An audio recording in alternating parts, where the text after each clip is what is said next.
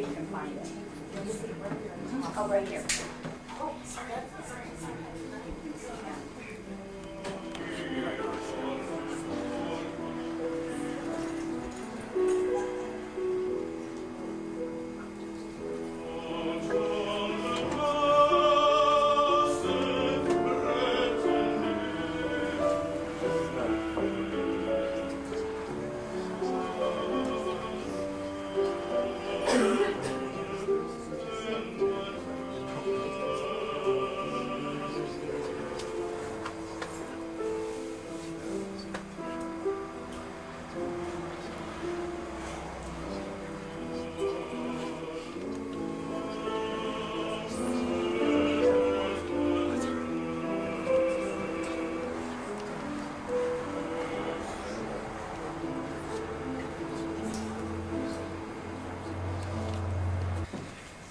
There's a seat over here. And there's a seat over here.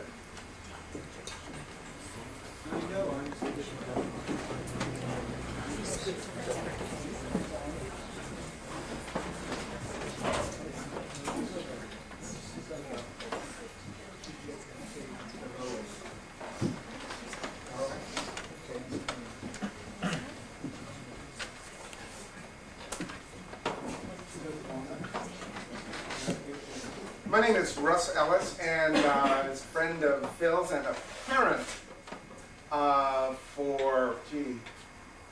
two children who studied with him jazz music, one from the 5th grade all the way through the 9th grade. And being something of a stage door dad, I did have occasion to go to some rehearsals. And one in particular stands out for me, and that was in the 7th grade of the Martin Luther King Junior High School Jazz Band. My boy was in 7th grade at the time.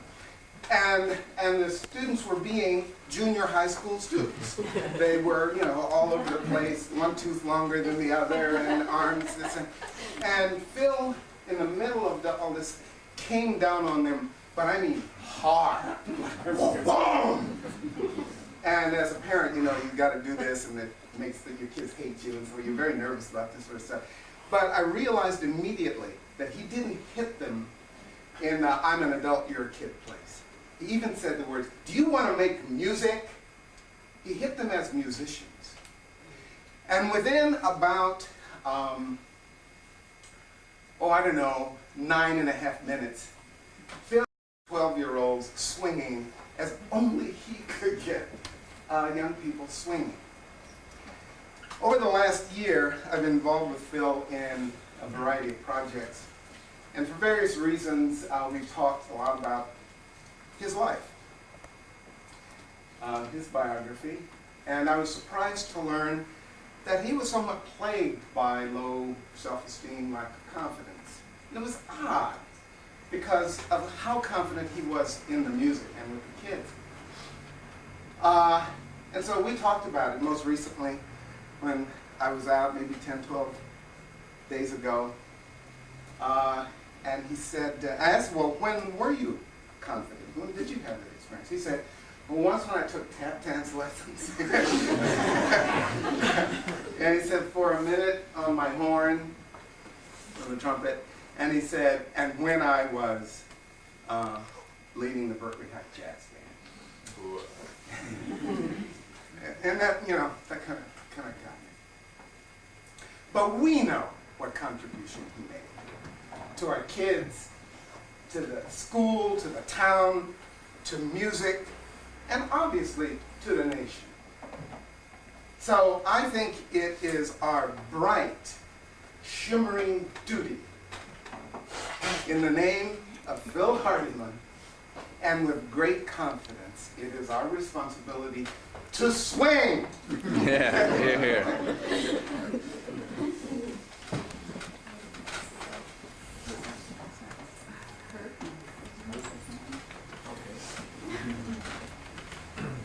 Thanks for asking me to make a few comments about Phil. We met in 1966. Early on, when he was a substitute instrumental teacher at the University Lab School, Washington Elementary. Louder. Oh, I'll project. Do I need to recapitulate the first remarks? Anyway, going back again to the genesis of our meeting together and giving birth to what was ultimately the career highlights and the contributions that have been indicated by everybody's knowledge of that. He was really unemployed, in a sense. I watched him for 3 days, and I said, "Hey, guy, I want you to come into my office and I want to talk to you about something." And he came in with a big smile. He says, "Hey, man, wow, I had a ball." I said, "I know you did. I know you did."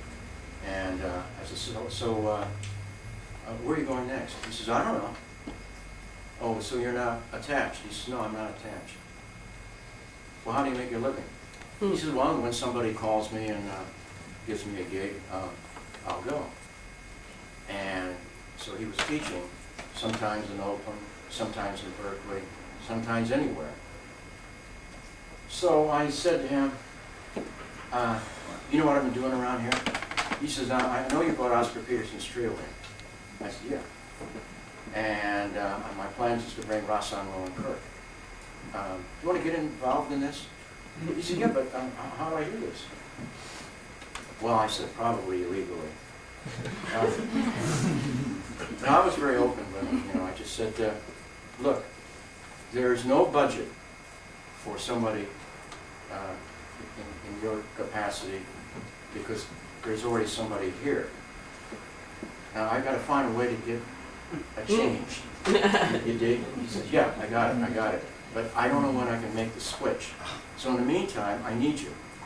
So I kind of explained what was going on, that I was infusing the entire school about jazz and the awareness, not just instrumental music. That's not enough.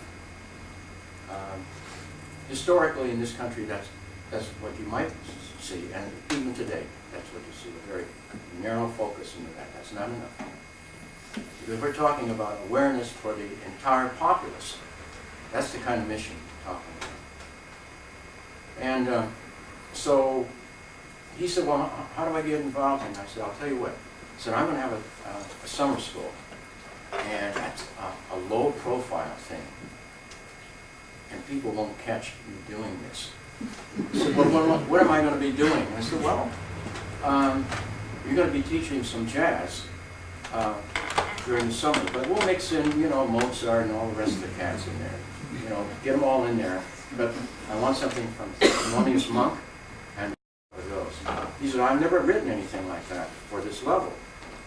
I said, "I mean, you can't. You were an arranger before." He says, "Okay." Now, what I liked about that first contact with, serious contact with Phil was that he was always open, always enthusiastic. And if you gave him an inch of encouragement, he'll take a yard. That's great. It's great. So we started to do that. He says, "This was a fantastic experience. But now the summer's over, and what do I do?" I said, "I don't know yet. There is no money, but we'll find it." So anyway, to bring a long story short, sooner or later I found the bread and found him the position. And to summarize, I think something about him that runs through the rest of his life and his the permeation of all parts of his life, and that is, he had a very unusual duality that he articulated in his lifestyle and interactivity, both with the youngsters and with other people that he had contact with. And I think all of you who knew him well enough would agree that first, he was a very, very inspired individual. Secondly, the other part of the duality is that he was a marvelous inspirational catalyst. That's how he could get others to focus on what he was aiming at. I think without that kind of spirit, it never would have succeeded. And I think that those of you who have been students of his would surely relate to what I'm saying. And it could be the smallest detail. And to the student it may be quite incidental, but to him it was of paramount importance. That's why he would zing you on it if he felt that that was important. Now, when the school district was reconfigured from a K-6 to K3, 4, 6, I was able to retain up to K4 because of our particular situation at Washington School with funding from National Science Foundation, which was the real motivation for recruiting me into this position. And I was not going to accept it unless they knew that I was going to go into jazz education. So all that was put together. And so we had a special recognition to continue with that. And so Phil said, well, what are we going to do? I said, I think you should move on. He said, oh man, but I love it here. I said, I know you love it here, and I love you too. You know, I want you to be here. We have a mission. And so Dick Whittington was recruited. He was a substitute teacher too. I happened to notice his name, Charles Richard Whittington, on my sheet in the morning, one morning.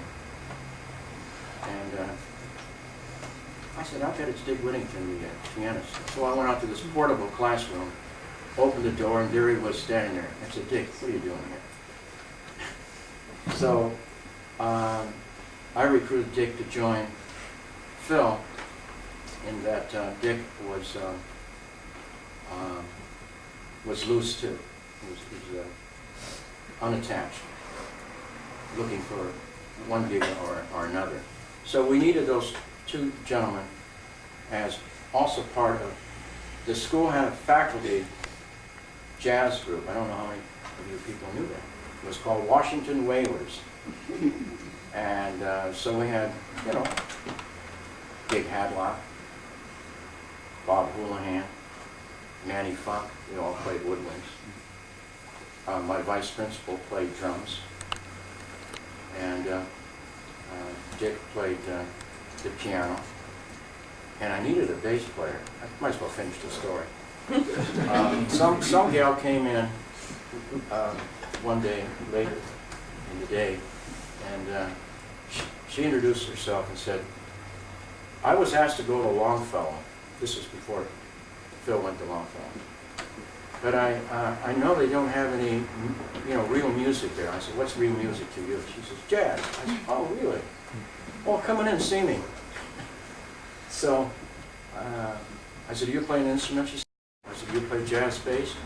She says, yeah, I can handle it. I said, you're hired. So then it was, the reputation got it. If you weren't somebody that's swinging, you're not going to get a job at her place. Well, anyway, I think that the other part that I will always remember about Phil is that he was so enthusiastic that if something was really turning him on, I'd get a call. Hey man, you got to hear about this. And I've been all ears for him. You know? And the last thing, he was very generous. Both he and I took money out of our own pockets to support a lot of these programs.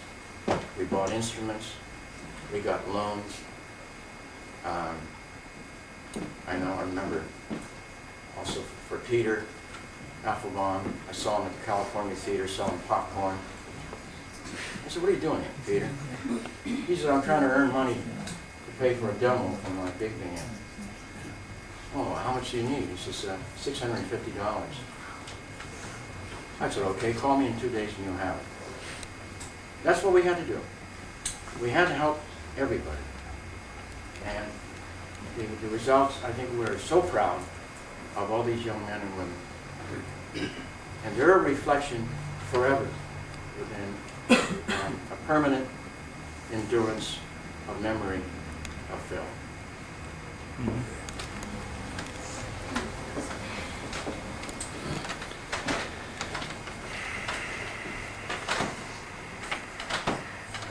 My name is Perry Thomas. I'm Phil's cousin. I'm his only cousin. And I'm from Missouri at this point in time and have pretty well always been from there. And I've got a little tribute to Phil here that I'd like to tell you, and I hope it's not too lengthy for you. It's sincere, and I know it, and a lot of it's, I'll be using some paper here because I want to keep it concise and to the point. My dad and Phil's mother, of course, were brother and sister, and we were, Phil and I were born and raised in that part of actually Kansas that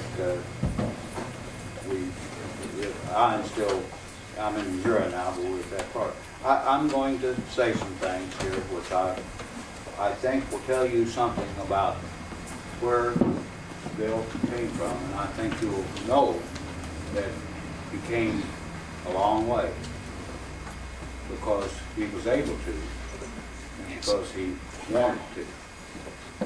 So I'll try to get to the point, but I want you all to know this because this is something that's really in my heart, and I think it will be good for you to hear.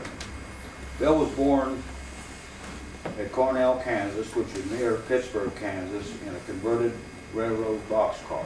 Actually, 2 boxcars. And that's not as bad as it sounds, but anyway, that's how it was back then. It was on May the 20th of 1933. Bill just passed his 65th birthday. And his mother, Helen Louise Hardymon, was a proud mother for him.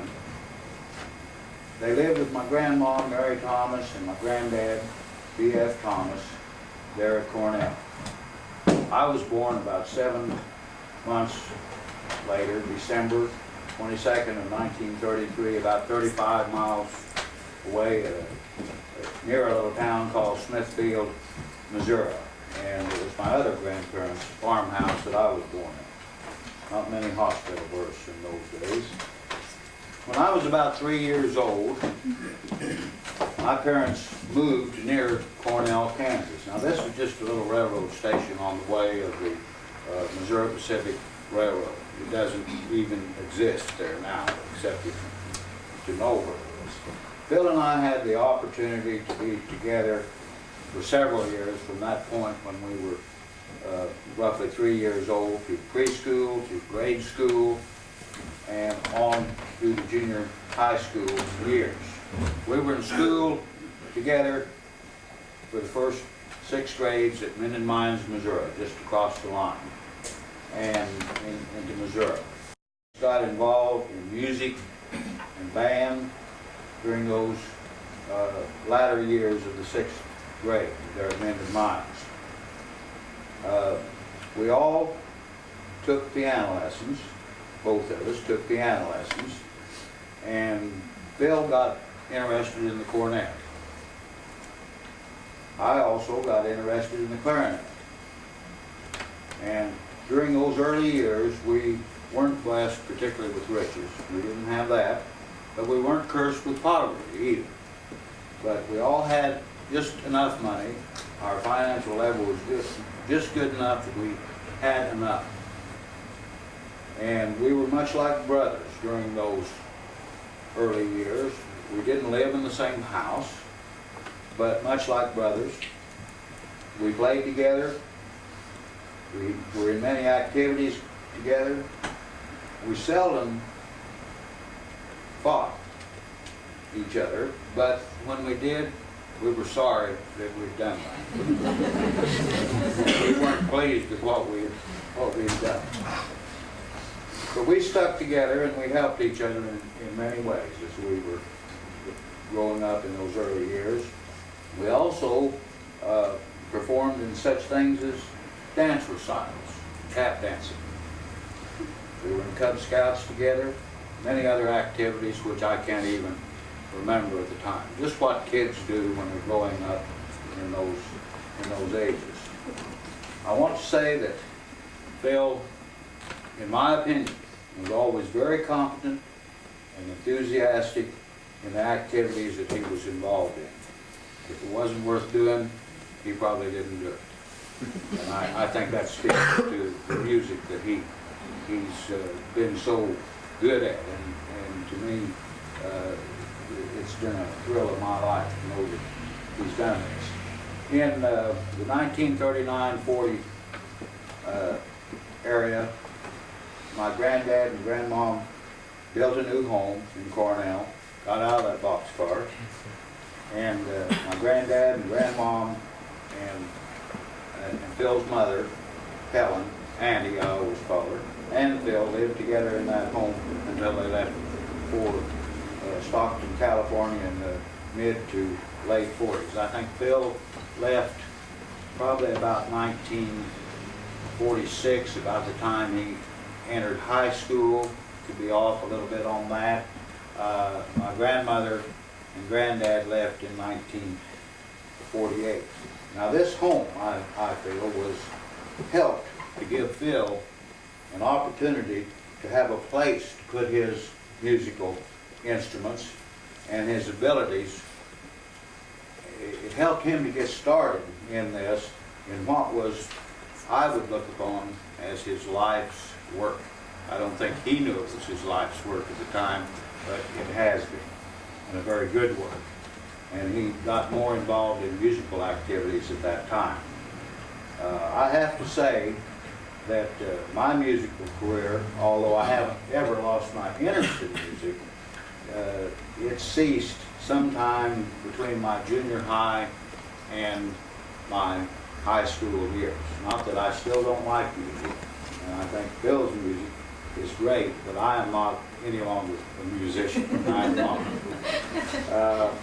But I appreciated all these things. Phil went on while I was still there in Kansas. Phil went on to the Roosevelt Junior High in Pittsburgh, Kansas, and he continued in many phases and situations of music and everything related to music at that point. And then, of course, went on to Stockton.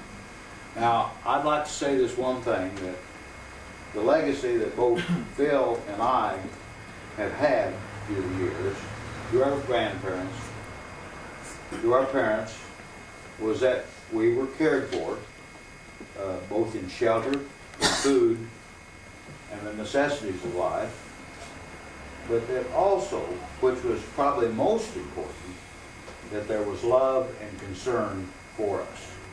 And I think that's the most important part of that. Phil was a musician. I might go on to say, in case some of you wonder, I didn't go on that I am, I was, and I retired as an engineer. So I hit it off a little different than the musical end. But Phil was a musician. He performed in bands, he was a teacher, he was an instructor, he was an arranger. If there was anything that could be done with music, in my opinion, I think Phil did, and he did it well. He had this talent and knowledge and ability in the musical field, and I believe, although he had instruction, that this talent came from him and was through him. He didn't go to some conservatory of music and learn all what you should do. It emanated through him. It was his music, although he used, obviously, what other things and used them. He was a musician. I've been extremely pleased with what Phil has accomplished over the years, and from time to time we'd talk and I would know some of the things that he had done, and to me it was just almost like that I had done it, because I knew what his talents were, and it was like I had been a part of that. Most of you have never seen me before or know me, and except for the relatives. But I just, when your friends and relatives, in particular relatives, do things, that's the way it should be. You're proud of them, and you, well, I expected it. Really. I knew that he was good. Some things that I do want to mention, that Phil had some abilities, and some of them that he had a lot of abilities, but that came out real strong for me, because I knew a little bit about music, was that he had the ability to perform, and he had the ability to perform, I think, for at least 10 instruments, and maybe more than that. There was a time when he could have picked up any instrument, I believe, and played it properly, or at least acceptably. He had an opportunity while he was in the Army, and I was in the Army also, and I kind of envied him on this, but he worked to get it. While I was doing other things with the Army, Phil got the opportunity to go to West Point and arrange music and do other things with music at West Point. Now, that's good military service. and he deserved it. It's not because someone said you're going to be there. He had to work some to get there, but that's probably one of the best choices the Army ever made, as far as I'm concerned. There are many accomplishments that have come about in his career. I know some of them, but I think particularly in the Berkeley school system, there's been many good things, many good students helped, and I think that was a big part of his career. He's done other things. He played in bands when he was younger. There's many things that I know a little bit about, but not much. But I think everything Phil did with music, to the best of my knowledge, he did well, and he did to the benefit and instruction of others. And that is truly a tribute, I think, to him, and it is to me, to anyone that knew him, that he certainly, that was his goal, to do things and do them well and teach others and bring them forth.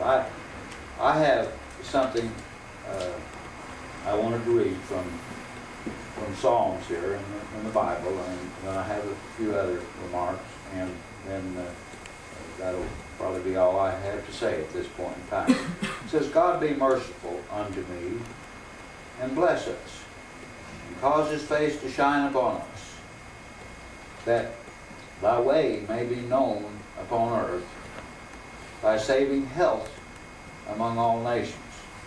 Let the people praise thee, O God. Let all the people praise thee. O let the nations be glad and sing for joy. For thou shalt judge the people righteously, and shalt govern the nations upon earth. Let the people praise thee, O God. Let all the people praise thee.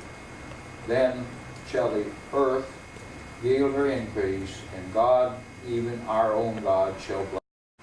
God shall bless us, and all the ends of the earth shall respect him. Phil lived, worked, and breathed music, and he did so in an excellent and an unselfish way. I want to say, for those of you out here that are musicians, and I think a big percentage of you are, that Phil's efforts continue on to you who are musicians and have been taught and encouraged and admired by him. Let this music continue on, and that will be Phil's tribute of his life and the things he's done.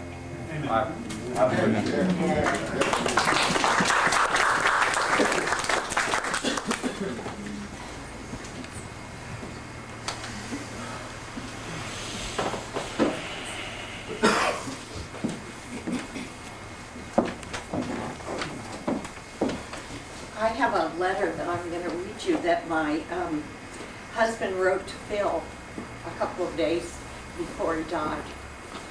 I hope I can do this. Dear Phil, before too much longer, you are going to be having some entirely new experiences elsewhere. I began thinking about that when we were with you last night. How will you be able to recognize the new place? Here's what I think. Christ will probably mention that he has a combo he wants you to help with.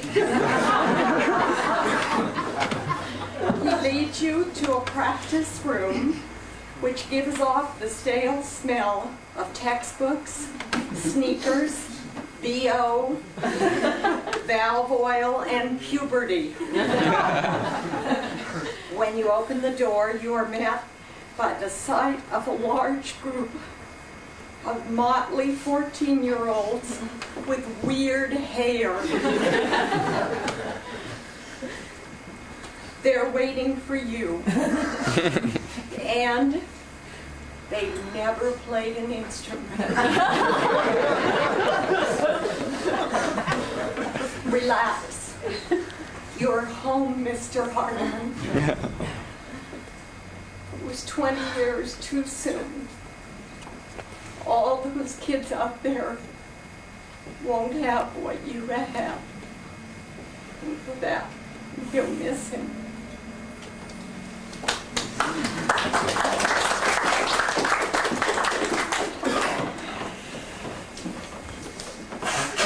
Roseanne has asked if there are others who would like to speak. I just have one thing to say, and that is that there are a lot of kids of 38, he's been through a few generations, who are not here now because they're seeds out in the world doing what he taught them to do. And I talked to my daughter just last week, and she feels so grateful to have music as the main thing in her life. And who did that? Without Phil, I don't know where they would be, but, you know, in spirit, they're all here. Amen. Well, my name's Ronald Davis, and actually I met Mr. Hardymon back when I was in the third grade, and I was like part of that band that Mr. Wong, Bill was Mr. Whittington all put together. And you know, it's funny, like they put us all in a room, and the way you were chosen to be a musician was, okay, you're gonna play trombone, you're gonna play saxophone, so on and so forth.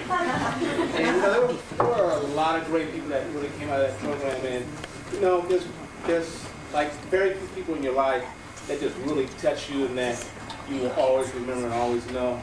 And Mr. Hardymon is like one of those people for me. You know, we've kept in touch over the years, and I mean, it really culminated for all of us. That band really culminated for all of us, like in our 6th grade year when we were invited to like the Reno Jazz Festival. They recorded us. We were on like several television specials. I mean, it was like absolutely fantastic. And stuff that they just like, I mean, Mr. Wong and Phil and Mr. Whittington just like brought to our lives. I mean, it's irreplaceable. And it's just something that, for all of you that are here, I mean, you know the impact that Mr. Hardymon had on your lives. It's, I'm just glad that I was able to like be a part of all that.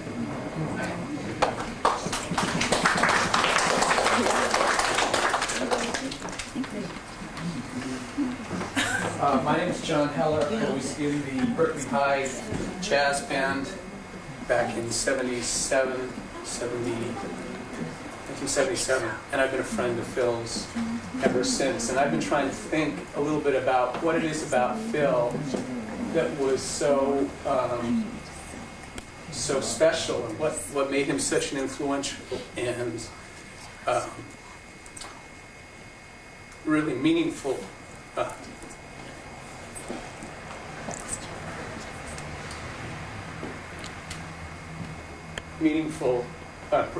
teacher for me. And the thing that I remembered was, I think that we used to play around, as we were mentioning, the jazz festivals we used to go to. We used to go to the Reno Jazz Festival, the Stockton, we'd play around on these festivals.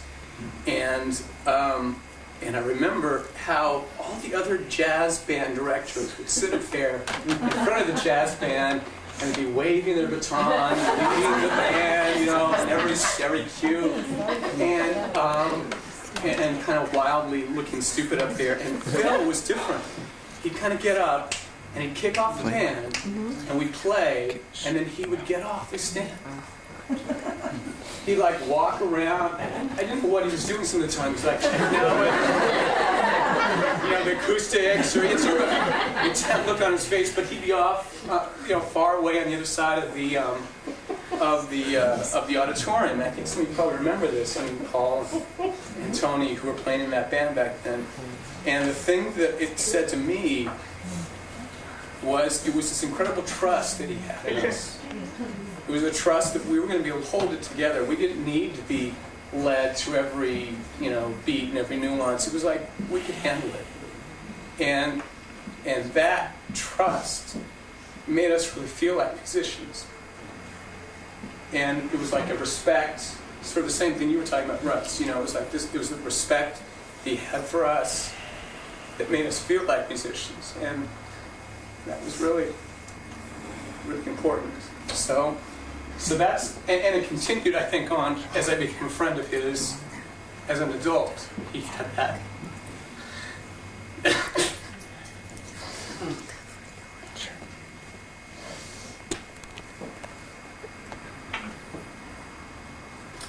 So anyway, it's just a very meaningful person in my life. I'm very happy that at the end of his life, he found such happiness with Roseanne. So that's it.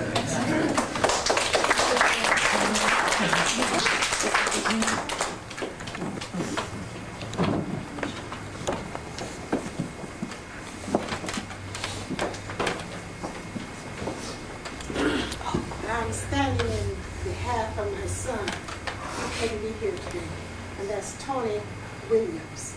He was in love with Phil Hardymon. He started, I can't think of the year that he started. He was going to Berkeley High, and they had a band, and he said, Phil, let me play. He plays drums, and he just kind of pushed him. He had never heard him play. So this particular time, he decided he would listen to him and let him play. And when he played, he kept him in the band. He says, I didn't know that you could play like that. He said, well, I've been trying to let me play, let me show you. So he did, and he traveled with them to Carmel, all around, like this young man said. I don't know if you remember, was in the band at the time, Tony Williams and I. But anyway, he was with Rodney Franklin and Peter Applebaum and Harold Farmer, yes. And he just loved Phil. He wanted to be here today. Y'all have to excuse me because I'm very touched. And Mr. Hardymon made him what he is today. He's a professional drummer now. He's traveling all over.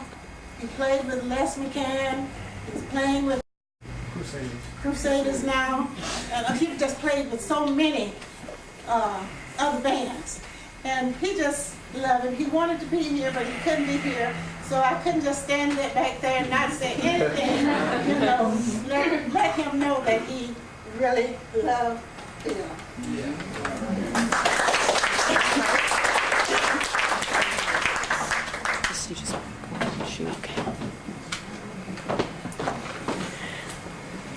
Not to say anything that hasn't been said before about Phil about 5 million times. I just want to let... I can't tell you how much he meant to me because he led me. No one else could. And all of us, the force that was so much bigger than just a bunch of people. It was a real wave, you know. I mean, we rode a ride with him through education and enlightenment. But what music is truly about bringing people together, all types of people. It's something very special that can't be taught. You know, I don't know where I would be. If it wasn't for him in 7th grade telling me, "Paul, what are you doing, Paul? Stop it! Quit looking at a comic book, you know? Play your part." You know, it's like, huh? Oh, there's music out here. Okay, it's important. I can't goof off. You've got to pay attention. You've got to listen. I've got to be not the most important person on earth. You know, to me, he was one of the most important people on earth because he created something that is going on today to each and every one of us who was in his groups.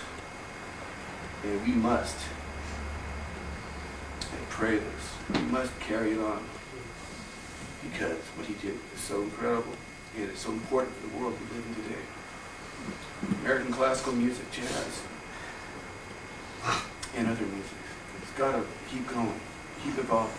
We've got to teach our kids what this is. When our culture does not respect it, we've got to learn how to, because of him, that I'll keep doing this. We'll make sure everyone listens. Yes.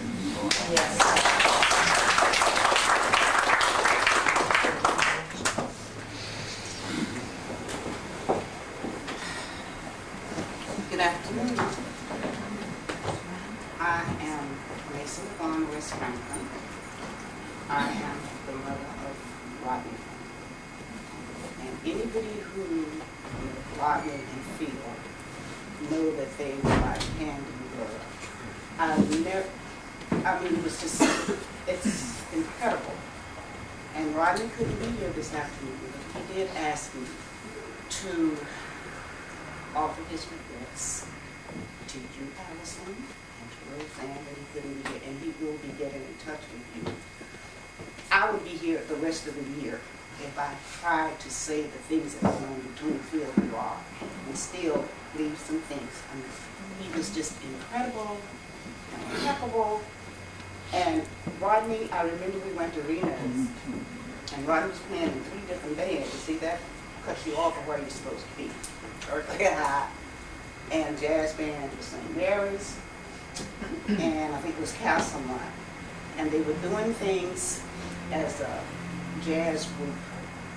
And this guy was watching Rodney, and Phil says, "Get your out of here." And it was like, Berkeley won everything they started doing. It was just impeccable. It was, there's a certain thing that's coming along at the right time, meeting the right people, and doing the right thing.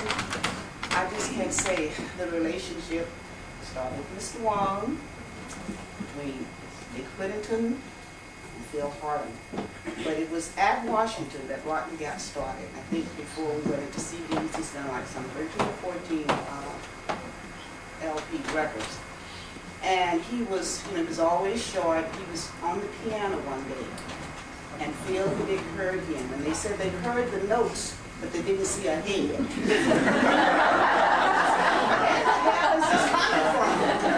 That is kind of like he was discovered, thanks to you, Dr. Long, also.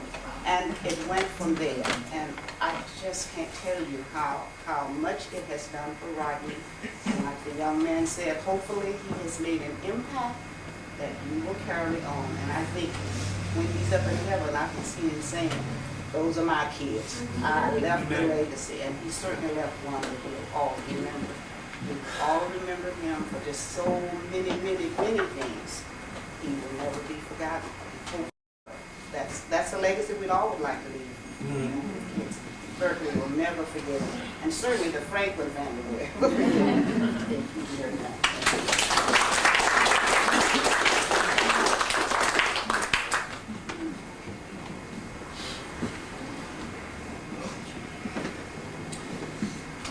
This is a tape that Roseanne made the other day at a rehearsal. But before we play the tape, I just want to make a few remarks. Rachel and I were at the rehearsal. She wants to say a few things too. But what I can't think is more important is the decision that one makes in the 4th grade to play an instrument. At least that was the important decision I made when I raised my hand to play trombone, and Phil took me under the wing, his wing, and before long I was in the jazz band. And of course that's just changed my life completely ever since that decision made at such a young age. So I've always given him credit every time I see him. I've always let him know how important he's been in my life, and I never fail to give him enough credit. But everything that Paul and John and other students have said resonates in me as well, and my classmates, Kevin and Alan Carr, and it's just great to see this thing that brought us together so early in age continue in life, and has continued on. And it is out there in the world.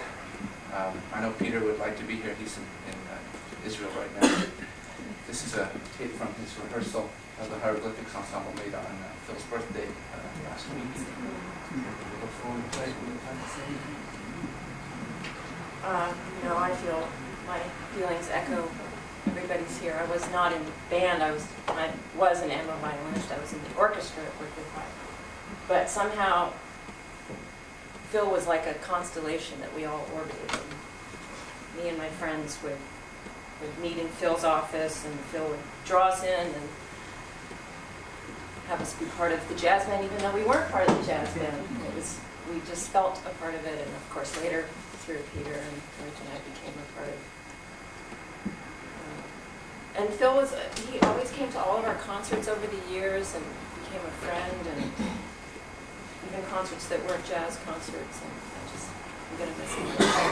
He never stopped being a teacher either. He sent a tape of Frank Rossellini to me. And I think, oh great, now I must sound like Frank. He sent me tapes of Brahms symphonies and Schubert's, and you got to hear this recording. Very generous man. Almost anyway. This is a piece Peter wrote, but the phone conversation, I haven't heard it. I don't know how Roseanne made it, so it's all strange. It's over a speakerphone. A speakerphone? Okay, so here we go. Birthday. Yeah, thank you. Yeah, no, thanks. Do you have any special requests? About Melancholy Baby. You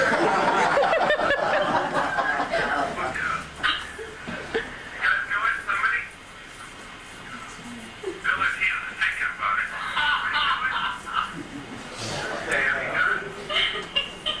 You know what, they're only trained to do certain things. How about that one is Sarah there? Sarah Klein? Sarah Gurley. Rachel's here. Rachel, I'm sorry. Yeah. Is Rachel prepared to play that violin thing that you wrote for her? Which violin thing? Oh, God, I can't remember the name of it. Rachel, we want to hear something from you. Can you describe it? It's very harmonically deep. It's very harmonically deep.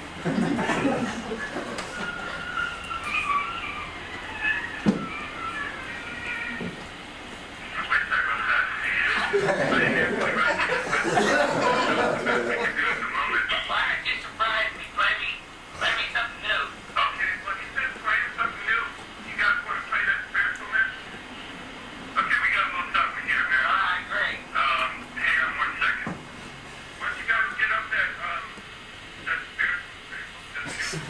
This is pretty short, Hardymon. Okay. Okay, William's gonna hold the song. All right. Okay, you got about 30 seconds? Yep. Okay, here we're gonna get to here in a second.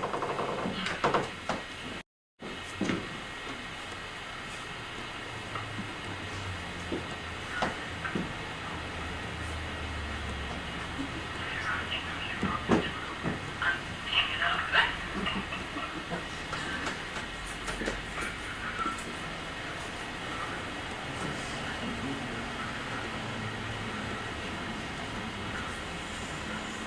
getting behind the piano at this point.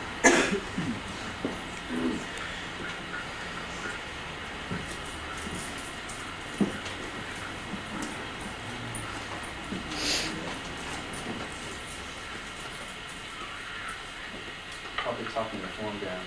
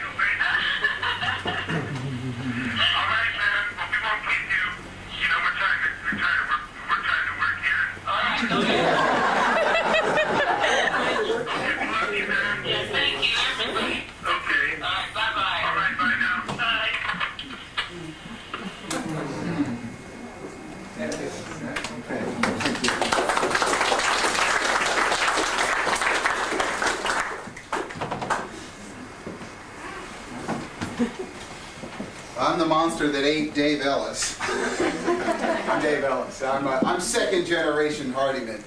And I was sitting there thinking, okay, I'm going to shut up. I'm not going to say anything because I really could go on all day. I won't go on all day. But I can't, it's hard for me to focus on any one particular set of things about Phil. He's my hero. It's one thing to be a hero, and it's another thing to create heroes, which is what he did for my generation, which includes Josh, Shedroff, Bone, Red Man Bone, whatever he is now, or Josh Redmond, Shedroff. My generation of guys grew up looking up to all the people Phil created. So Phil was the guy who facilitated, two things happening here. One is he took me as a little kid with a lot of hair and a sweet tone and made me feel special. He let me go through the clarinet section with a saxophone because he thought I should be on it earlier. I mean, all the sort of normal things about nurturing a kid along and helping them, making me feel like I was the only, saxophone player on earth, making me feel like I had a special talent, and he really did nurture that. But prior to that, he had created this world for a 10-year-old that was galactic. Watching guys, Steve Mitchells and Kevin Locks and everybody who went through that program, those were my heroes. Kevin with the horn like this, the neck strap down here, extra cool. Bad posture. That's what bad. But it was cool. And I'm sure he would have told you it was bad posture as well. But for me, as a 10-year-old, I said, oh well. They came to the Berkeley High School ensemble came to Franklin, and when I was in 5th grade, and thinking about presenting this award to Phil. Is it all right? Is this a good thing to do? Should we, he's not have some funny background, does he? Should we really give this to him? And I was like, oh man, here's a whole list of phone numbers. Why don't you call these guys up and see? So this this particular piece of hardware here is something I'm very proud of. And I look up here, this says 1980 on it, and these were the awards from the Monterey Jazz Festival that you would get for combo or for big band victories. And people of my generation will attest, this was life. Up till 12th grade, my entire life existence was about getting to the place where they gave these away. You know, Hardymon's name was everywhere.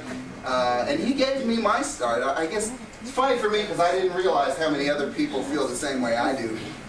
Because I feel like I was the most special one. You know, he made me feel that way. So all of us most special ones will be carrying the torch into the future. So no worries.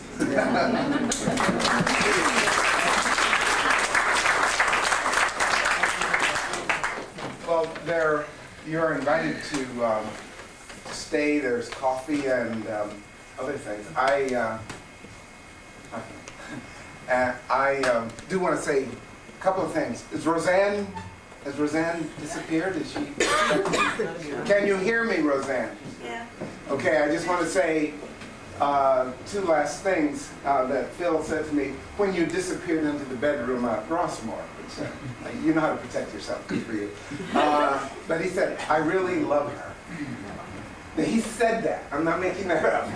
He told me, I really love her. And then he proceeded to drag out these photos of this boxcar. It was sort of beigeish color. It was Allison's office.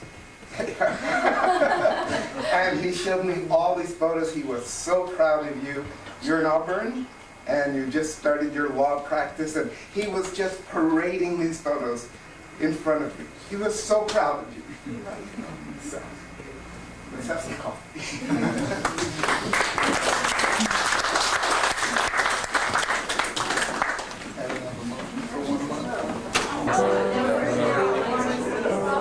It's very enlightening. Okay, I'm gonna.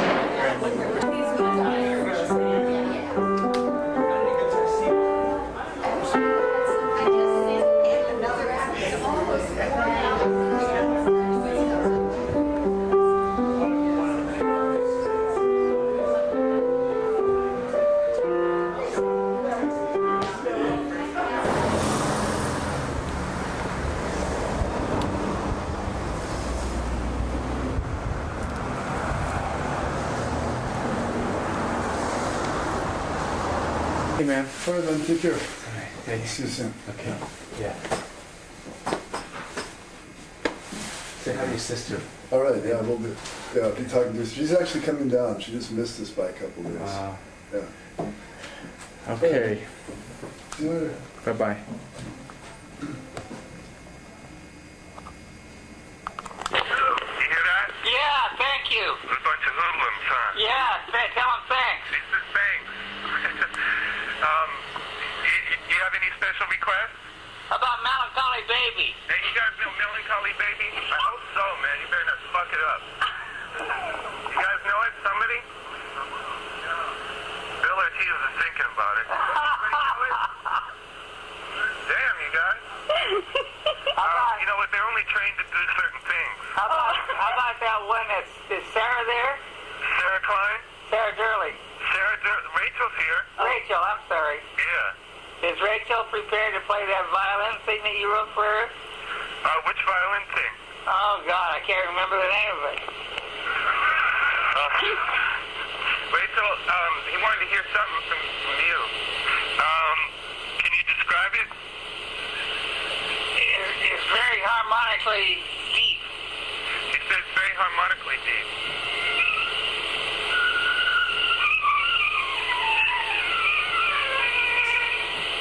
I wish I wrote that. I didn't actually write that, but that was the best we could do at the moment. Why don't you surprise me? Play me something new. Okay, well, he says play him something new. You guys want to play that spiritual now? Okay, we got a little something here, man. All right, great. Hang on 1 second. Why don't you guys get up that spiritual thing? There's new spiritual on it. This is pretty short, Hardyman. Okay. To the point. Okay, hold the song. All right. Okay, you got about 30 seconds? Yep. Okay, here we're gonna get to here in a second.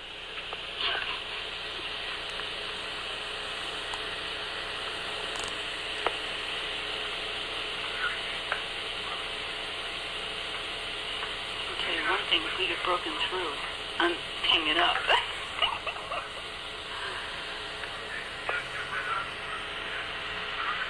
Wouldn't it be funny?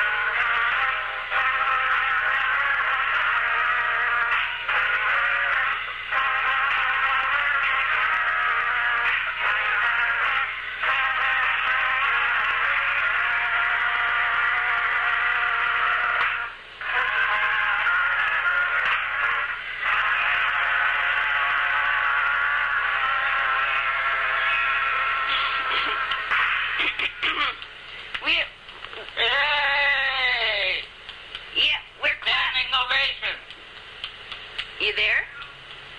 They aren't there. Hello? They aren't there. Is that Hardymon? Yeah, standing ovation. They said you give me the standing ovation. All right, man, but we won't keep you. You know, we're trying to work here. And, all right, go ahead. Go get our shit together. Thank you so much. Okay, we love you, man. Yeah, thank you, everybody. Okay. All right, bye-bye. All right, bye now. Bye.